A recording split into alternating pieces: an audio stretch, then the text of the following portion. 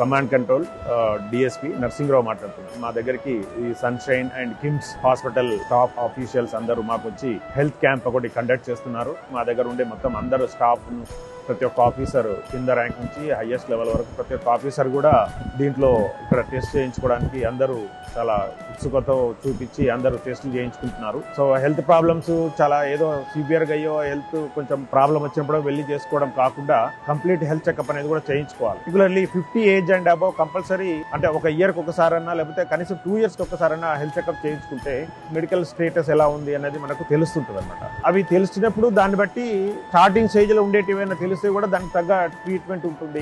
Mail కి రావడము, mobile కి రావడము, పీడిఎఫ్ అండ్ రిపోర్ట్స్ రావడము, ఆన్లైన్ సిస్టమ్ కూడా బాగా చేశారు. అంటే ఒక హెల్త్ ప్రొఫైల్ ని క్రియేట్ చేసినట్టుగా ఉందన్నమాట. క్యాంప్ ఏర్పాటు చేసిన ఈ కిమ్స్ అండ్ సన్షైన్ హాస్పిటల్ సిబ్బందికి, డాక్టర్స్ కి అందరికి కూడా తెలంగాణ కమాండ్ కంట్రోల్ ఆఫీస్ తరఫున మేము ధన్యవాదాలు తెలుపుతున్నాం. థ్యాంక్ యూ అండి. Thank you very much.